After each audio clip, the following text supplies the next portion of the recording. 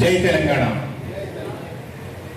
ముఖ్యంగా ఈరోజు మన చేవెళ్ల పార్లమెంటరీ కాన్స్టిట్యున్సీ ముఖ్య కార్యకర్తల సమావేశానికి విచ్చేసిన జన సైనికులకు, జన సాధకులకు,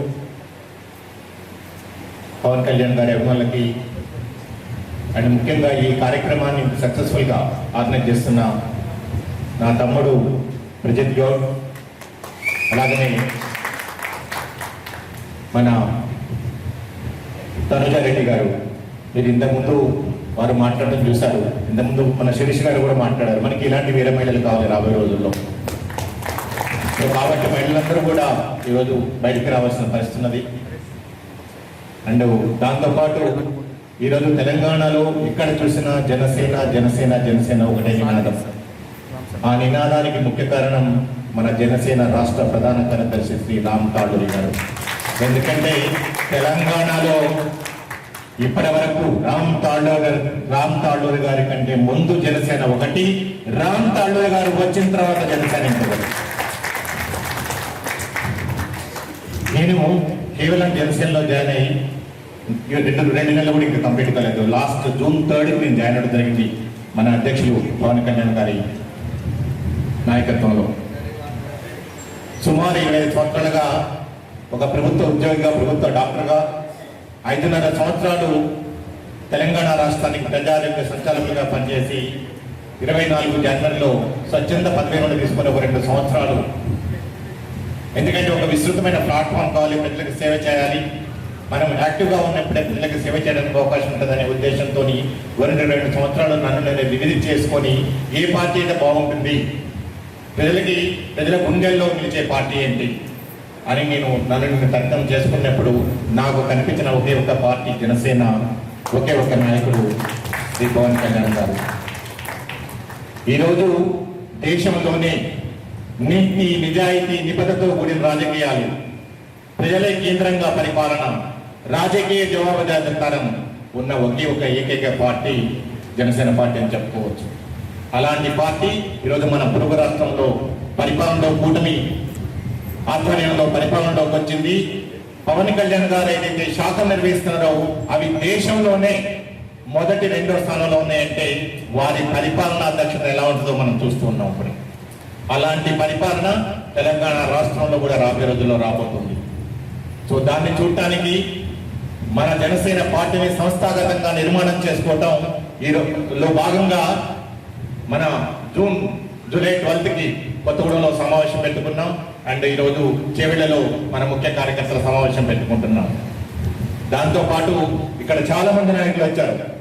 ఇక్కడ ఉన్న నాయకులందరూ మన సాగర్ గారు కానివ్వండి, అలాగనే మిగిలిన తనిష్ గారు కానీ మిగిలిన నాయకులందరూ పేర్లు తీసుకోవడానికి మొత్తం కూడా. అంటే వీళ్ళలో మీరు చూడాల్సింది మమ్మల్ని కాదు, వీరిని కాదు, చూడాల్సింది మన నాయకుడిని, మన జనసేన సిద్ధాంతాలని, ఆయనలో ఏదైతే ప్రజాసేవ, స్పందించే గుణం ఉందో అలాంటి గుణాన్ని చూడాలి. అలాంటి గుణం ఇక్కడ నా ముందు ఉన్న మీ అందరిలో కనిపిస్తున్నది. ఎందుకంటే 2014 నుంచి శిరీష్ గారు చెప్పినట్టు 2014 నుంచి అన్ని రకాల కష్టాలు, బాధలు, నష్టాలకి ఎదురొట్టి నిలబడి ఈ జనసేన జెండాని తెలంగాణలో నిలబెడుతున్నారు. ఇంతకుముందు చాలా మంది చెప్పారు జనసేన ఆంధ్ర పార్టీ. జనసేన ఆంధ్ర పార్టీ కాదు. ఎందుకంటే తెలంగాణ రాష్ట్రం ఏర్పడక ముందే తెలంగాణ గడ్డ మీద, హైదరాబాద్ పురిటి గడ్డ మీద పుట్టిన పార్టీ జనసేన పార్టీ. తెలంగాణ గుండె చప్పుడు Janasena party. And especially Chevella గురించి మాట్లాడాలంటే హైదరాబాద్కి రాజధానికి, తెలంగాణ రాష్ట్ర రాజధానికి కూతవేడి దూరంలో ఉంటుంది. ఉమ్మడి రంగారెడ్డి జిల్లాలో చాలా సంవత్సరాలు ఇప్పటికీ కూడా ఇంతకుముందు చెప్పినట్టు పూర్తిగా మన తనుజ గారు చెప్పారు, ఎంత వెనుకబడిన జిల్లా అంటే ఇది చేవెళ్ల కానివ్వండి, పరిగి కానివ్వండి, వికారాబాద్ కానివ్వండి, తాండూరు కానివ్వండి, ఇంకా కూడా అది ఆరోగ్యపరంగా కానీ, విద్యాపరంగా కానీ, ఉపాధి పరంగా కానీ, పరిశ్రమల పరంగా కానివ్వండి, అన్ని విధాలు కూడా ఇంకా వెనుకబడిన ప్రాంతం అవుతుంది అది చేవెళ్ల ప్రాంతం. సో దాన్ని ఈరోజు మనం అభివృద్ధి చేసుకోవాల్సిన అవసరం ఉందని చెప్పుకోవడం తప్పలేదు. దానిలో భాగంగానే ఈరోజు ముఖ్య కార్యకర్తల సమావేశం ఏర్పరచుకోవడం, అలాగనే మన రామ్ తాళ్ళూరి గారు మనకి దిశానిర్దేశం చేయబోతున్నారు. సో ఒకే ఒక 2 విషయాలు నేను ముగిస్తాను. ఎందుకంటే దేశంలో ప్రస్తుతం పరిస్థితులు, ఎందుకంటే మనకి ఏదైతే జనసేనకి 7 మౌలిక సిద్ధాంతాలు ఉన్నాయో దాంట్లో అతి ముఖ్యమైన మొదటి సిద్ధాంతం ప్రాంతీయతను విస్మరించని జాతీయవాదం. అంటే దేశంలో అనేక రాజకీయ పార్టీలు ఉన్నాయి. అన్ని జాతీయ పార్టీలు కూడా ఈరోజు ఒక ప్రాంతీయ పార్టీలాగా ఏ రాష్ట్రానికి ఆ ప్రాంతీయ పార్టీలాగా బిహేవ్ చేస్తూ ఉన్నాయి. అక్కడ పలుకులు చిలుక పలుకులు అక్కడ పలుకుతూ ఉన్నాయి. బట్ అలా కాకుండా దేశమే ముందు, దేశమే ముఖ్యం, దేశ ప్రజలే ముఖ్యం అని చెప్పేసి ప్రాంతీయతను విస్మరించిన జాతీయవాదాన్ని ఒక ఎజెండాగా ఎత్తుకొని వెళ్తున్న ఏకైక ప్రాంతీయ పార్టీ రాబోయే రోజుల్లో జాతీయ పార్టీ ఏదైతుందో అది జనసేన పార్టీ అని చెప్పి చెప్పుకోవచ్చు. బట్ ఈరోజు దేశంలో పరిస్థితులు, ఎస్పెషల్లీ విద్యార్థులు అనుకోండి, యువత అనుకోండి, వాళ్ళ పేరు మీద కొన్ని రాజకీయ శక్తులు వాళ్ళ స్వార్థ ప్రజల కోసం విద్యార్థులుగా, యువకులుగా వాళ్ళలో చేరి ఎలాంటి పన్నాగాలు, ఎలాంటి ఉద్రేకాలు, ఎలాంటి దేశ విచ్ఛిన్నకర విధ్వంసాలు సృష్టిస్తున్నారో మనం గత వారం రోజులుగా మనం చూస్తున్నాం. చాలా బాధ అనిపిస్తుంది. అలా ఊహించి అనుకుంటా మహాకవి శ్రీశ్రీ గారు ఎప్పుడో చెప్పారు, కొంతమంది కుర్రవాళ్ళు పుట్టుకతో వృద్ధులు, పేర్లకి పకీర్లకి పుకార్లకి నిబద్ధులు. కొంతమంది కుర్రవాళ్ళు పుట్టుకతో వృద్ధులు, పేర్లకి పకీర్లకి పుకార్లకి నిబద్ధులు. నడిమి తరగతికి చెందిన అవగుణాల కుప్పలు, ఉత్త ముద్దు రా చిప్పలు, నూతిలోని కప్పలు. చాలా బాధ అనిపిస్తుంది. ఎందుకంటే నేను కూడా ఒక స్టూడెంట్ లీడర్గా 35 సంవత్సరాల క్రితం చాలా పోరాటాలు చేశాం. అనేక విద్యార్థుల సమస్యల మీద పోరాటాలు చేశాం. బట్ ఈరోజు చూస్తున్న రాజకీయాలు, ఈరోజు చూస్తున్న ఉద్యమాలు చూస్తే నిజంగా చాలా చాలా బాధ అనిపిస్తుంది. ఎందుకు మన దేశాన్ని ఒక విధ్వంసం వైపు నడిపిస్తున్నాం. గత 12 సంవత్సరాలుగా ఏదైతే అభివృద్ధి పథంలో నడుస్తున్నదో దేశం, దాన్ని విచ్ఛిన్న శక్తుల్లో ఎందుకు పెట్టాలని చెప్పి కొంతమంది వాళ్ళ స్వార్థ ప్రయోజనాల కోసం ప్రయత్నం చేస్తున్నారు. అలాగని నిన్న రాష్ట్రంలో ఏదైతే బంద్ కాల్ చేశారో, ఇక్కడ వ్యక్తులు ముఖ్యం కాదు, వ్యవస్థలు ముఖ్యం. మన దౌర్భాగ్యం ఏంటంటే మన ప్రజాస్వామ్య దేశంలో సుమారు 8 దశాబ్దాలకు పైగా ఉన్న ప్రజాస్వామ్య దేశంలో ఇంకా కూడా ఈ వ్యవస్థల్ని వ్యక్తులు నడిపిస్తున్నాయి. ఎప్పుడు కూడా వ్యవస్థల్ని వ్యక్తులు నడిపించొద్దు, వ్యవస్థలే వ్యక్తులు నడిపించాలి. అలాంటి వ్యవస్థని మనం తీర్చిదిద్దుకోవాలి. ఈరోజు నిజంగా నీట్ పేపర్ లీకేజ్ తప్పకుండా ఎవరైతే ఆ పనులు చేశారో వాళ్ళని కఠినంగా శిక్షించాలి. దానిలో భాగంగా కేంద్ర ప్రభుత్వం అనేక చర్యలు తీసుకుంటుంది. అది చట్టంలో మార్పులు అనుకోండి, ఎవరైతే దీంట్లో ప్రాణాలు కోల్పోయినట్టు వాళ్ళకు కూడా ఈరోజు న్యాయం చేయడానికి కేంద్ర ప్రభుత్వం ముందుకు వచ్చింది. సో అన్ని రకాల చర్యలు తీసుకున్నప్పటికీ కూడా నిన్న మన గౌరవనీయులు, ఇక్కడ 2 పార్టీలు ఉన్నాయి, ఒక పక్క భారత రాష్ట్ర సమితి, ఇంకొకటి కాంగ్రెస్. భారత రాష్ట్ర సమితి ఏమో ఒక ప్రాంతీయ పార్టీ, జాతీయ పార్టీ చెప్పుకుంటది. కాంగ్రెస్ ఏమో ఒక జాతీయ పార్టీ, ఇక్కడ ప్రాంతీయ పార్టీ లాగా బిహేవ్ చేస్తుంది. అలాంటి 2 పార్టీలు ఈరోజు ప్రజా సమస్యల నుంచి దృష్టి మళ్లించడానికి, దారి మళ్లించడానికి అనేక ప్రయత్నాలు పడుతున్నాయి. సుమారు 10 సంవత్సరాలు మేము బంగారు తెలంగాణ తెస్తామని చెప్పేసి 10 సంవత్సరాలు పరిపాలన చేశారు. ఎలాంటి పరిపాలన చేశారో చూసాం. కాబట్టి 10 సంవత్సరాల తర్వాత వాళ్ళని దించేసి ఇంట్లో కూర్చోబెట్టారు. నిన్న ఆ నాయకులు చెప్తున్నారు, కేంద్ర మంత్రి రాజీనామా చేయాలి,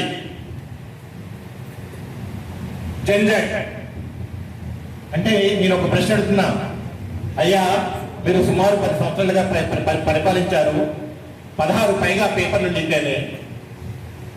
మా స్కూల్ స్థాయి 10వ తరగతి విద్యార్థుల పేపర్లు కూడా మీ హయాంలోనే లీక్ అయినాయి. అండ్ మెరిట్ స్టూడెంట్స్ ఏదైతే అప్లై అవుతారో గ్రూప్ 1 పబ్లిక్ సర్వీస్ కమిషన్ పేపర్లు కూడా మీ హయాంలోనే లీక్ అయినాయి. మీ నాన్నగారిని వదిలిపెట్టండి, మీరైనా రిజైన్ చేశారా, మీరైనా రాజీనామా చేశారా? మీకు ఏం అడుగుతున్నది ఈరోజు ప్రశ్నించడానికి? ఇక ఇంకో పార్టీ కాంగ్రెస్, దేశంలో వాళ్ళ అధికారంలో ఉన్న హయాంలో 52 సార్లు పైగా పేపర్ లీక్ అయినాయి. ఎంతో మంది విద్యార్థులు వాళ్ళ జీవితాన్ని కోల్పోయారు. ఎంతో మంది విద్యార్థులు ఆత్మహత్యలు చేసుకున్నారు. మీరెవరైనా బాధ్యత తీసుకున్నారా? ఇక్కడున్న నాయకులు ఎప్పుడైనా సరే దానికి స్పందించారా, మాట్లాడారా?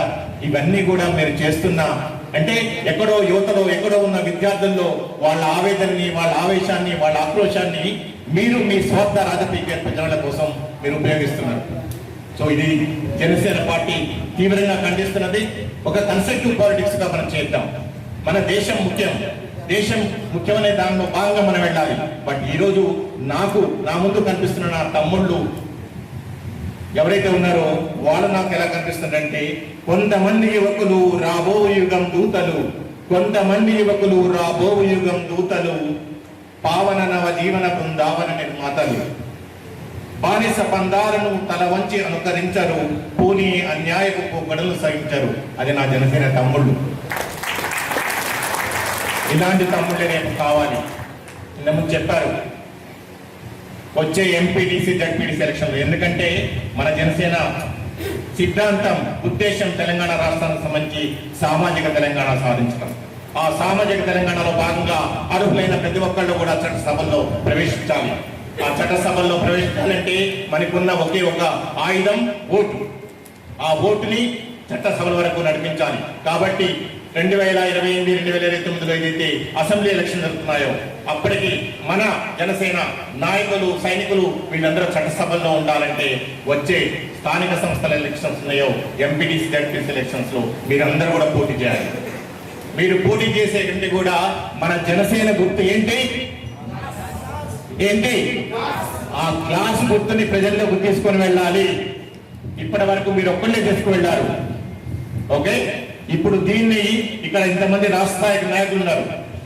మీకు కావలసిన జనసేన పార్టీ నుంచి అన్ని రకాల సహాయ సహకారాలు రేపు రాబోయే రోజుల్లో అందబోతున్నాయి. ఎవరికి భయపడాల్సిన అవసరం లేదు. 100 వస్తాయా, 200 వస్తాయా, 2000 వస్తాయా, గెలుస్తామా తర్వాత సంగతి. బట్ మన గుర్తు ఏం గుర్తు? గ్లాస్ గుర్తుని పోటీలో నిలబెట్టాలి. సో కాబట్టి ఎందుకంటే రేపు రాబోయే తరానికి కాబోయే నాయకులు మీరే. మన ప్రజాస్వామ్యాన్ని పరీక్షించుకోవాలంటే మీరే ముందుండాలి, మీరే నడిపించాలి. సో అని కోరుకుంటూ మరొకసారి ఈ అవకాశం ఇచ్చిన మా జనసేన రాష్ట్ర స్థాయి నాయకులకి, అలాగనే ముఖ్యంగా ప్రజిత్ గౌడ్, అలాగే కనజారెడ్డి గారికి మరొకసారి శుభాకాంక్షలు, అభినందనలు తెలియజేస్తూ జై జనసేన, జై జనసేన. పవన్ కళ్యాణ్ గారి నాయకత్వం, పవన్ కళ్యాణ్ గారి నాయకత్వం. Thank you so much.